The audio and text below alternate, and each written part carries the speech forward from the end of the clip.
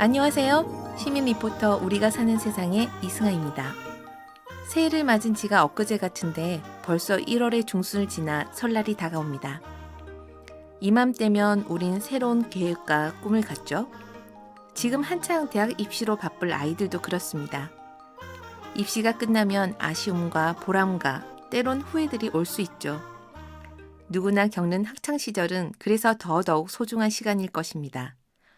자유롭게 꿈꿀 수 있는 시기이자 자신의 미래를 준비하는 때이기 때문이죠. 그래서 오늘은 청소년들의 진로를 같이 고민해주는 드림터라는 프로그램을 운영하는 지역 공동체 반송 희망세상을 찾았습니다. 먼저 반송의 희망세상 손수진 사무국장을 만나 드림터가 무엇인지 물었습니다. 드림터는 청소년들의 총체적인 진로 체험 프로그램이라고 생각하시면 됩니다. 청소년들에게 필요한 꿈이 뭔지 선호도 조사를 하고 어떤 직업을 선택할 때 어떠한 가치관을 가지고 인생을 살지 어떤 꿈을 선택할지에 대한 수업도 하고 그리고 그 꿈에 다가가기 위해서 어떤 첫걸음을 내딛어야 될지도 이제 수업을 합니다. 그리고 이후에 드림터 체험을 나가서 4시간에서 8시간 정도 현장 업무를 보고 멘토 선생님의 이야기를 듣고 와서는 이제 일지 같은 거를 작성하면서 이제 이 사업이 마무리가 됩니다. 청소년들의 꿈이 자라난다는 의미를 가진 드림터는 희망세상이라는 지역 공동체에서 운영하고 있었는데요. 반송 희망세상은 주민이 주체가 되는 마을을 건립하자는 취지로 1998년 청년 희망 사업을 하던 주민 김혜정 씨와 4명의 헌신적인 주민들로부터 시작되었다고 합니다. 처음에 마을 청소부터 시작해서 다양한 지역 행사도 개최를 하고 마을 신문 반송 사람들을 간행하여 마을의 소식통 역할을 했고요. 이후 주민들이 친근하게 이용할 수 있는 공간으로 느티나무 도서관을 건립하기도 했습니다. 느티나무 도서관은 마을 엄마들의 순수한 자원봉사로 찾아가는 도서관을 시작으로 방학 캠프, 작가 초청 등 다양한 프로그램을 같이 운영하고 있었습니다. 그 중에서도 드림터 프로그램을 할 때는 모든 직원들의 업무가 마비될 정도로 바빠진다고 하는데요. 드림터 사업을 시작하게 된 계기를 들어봤습니다. 서울의 프루덴셜 사회공헌 재단이라는 곳에서 이 사업을 공모 받았고 2015년에 해운대 청소년 자활지원관에서 이제 미리 공모 신청을 해서 1년 진행을 했었고 이제 청소년들에게 이렇게 물어보면 꿈이 뭐냐 이렇게 물어보면 늘 먼저 나오는 대답이 몰라요라는 대답이었어요. 그럼 커서 뭐가 되고 싶니?라고 이렇게 물어보면 동네 술집 사장님이라든지 오토바이 사장님, 치킨집 사장님 이렇게 이제 눈에 보이는 그런 직업군들만 나열하게 되더라고요. 그래서 우리가 이 사업을 희망세상이 이 사업을 하게 됐던 이유는 우리 아이들에게 좀 더 다양한 직업과 어떤 삶의 가치 이런 것들을 좀 심어주고 싶어서 이 사업을 시작하게 되었습니다. 아이들이 꿈을 찾아 체험해보는 드림터 프로그램은 정말 다양한 직업군이 참여하는데요. 학생들의 꿈이 이렇게 다양하다는 것에 놀랐습니다. 직업군이 50개가 넘었는데요. 대표적으로 어떤 직업군이 있었는지 알아봤습니다.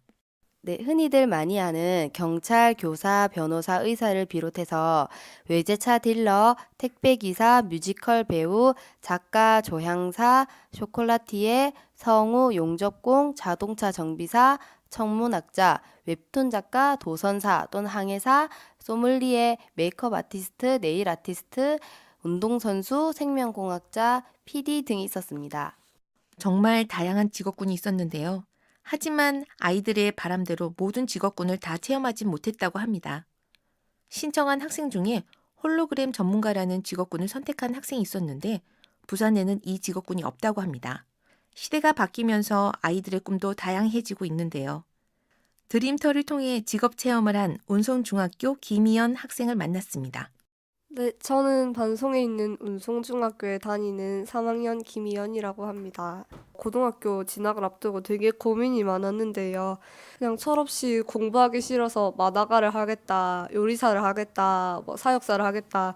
그 이면에 있는 힘든 점을 보지 않고 그냥 공부를 안 해도 된다, 이렇게 생각만 하고 그렇게 꿈을 꾸는 친구들도 많았고, 자기가 진정으로 작가를 하고 싶고 운동선수를 하고 싶은데 어머니가 늦었다, 너는 안 된다 이렇게 말려서 포기하는 친구도 있었고, 저같이 꿈이 너무 많아서 그 속에서 헤매고 있는 친구도 되게 많았고, 이런저런 진로 고민을 하고 있는 친구들이 대부분이었어요. 한눈에 보기에도 호기심 많은 사춘기의 귀여운 소녀였는데요. 드림터를 경험하기 전과 경험 후 직업에 대한 생각이 어떻게 변했는지 말해주었습니다. 친구들이 되게 진지하게 변했고요. 학교의 진로 상담 선생님이 원래 와서 제발 진로 상담 좀 해라 해도 안 하던 친구들이 저절로 와서 선생님, 저는 어느 학교에 가야 될까요? 이런 걸 하고 싶습니다라고 진지하게 상담하는 친구들도 많아졌고, 또 그냥 아무 생각 없이 무작정 인문계로만 가려고 하던 친구들이 자기의 꿈을 찾아서 전문계로 가기도 하고 마이스터고에 지원해보기도 하고 자기 스스로 하는 이제 이런 활동들이 많이 늘었고, 좀 더 진지하게 고민을 하는 친구들이 많이 늘었더라고요. 물론 김희연 학생 스스로도 자신의 미래에 대해 더 깊이 생각하는 기회가 되었다고 합니다.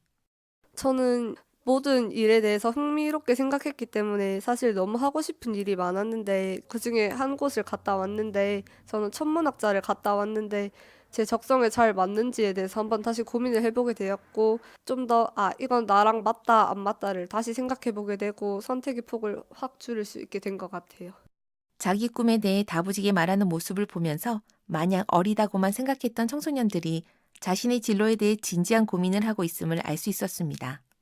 이 프로그램을 직접 진행해 본 경험에서 학생들에게 가장 필요한 것이 무엇이었는지 손수진 사무국장에게 물어보았습니다. 이게 제도적으로 구체적으로 막연했던 꿈을 구체적으로 꿈꿀 수 있게 할 수 있는 진로 체험 프로그램이 조금 더 개발이 되면 좋겠다 이런 생각이 좀 들었고, 마을에 뭐 형, 누나, 언니, 오빠라고 하는 사람들, 드림 매니저가 평소에 나의 고민, 나의 진로를 이렇게 상담을 받을 수 있는 이런 사람들과 궁금한 것을 언제든지 물어볼 수 있는 마을 멘토, 현장에 드림 멘토가 마을에 있으면 그런 사람들도 평소에 만나서 이야기를 할 수 있으면 좋겠다 이런 생각을 했습니다.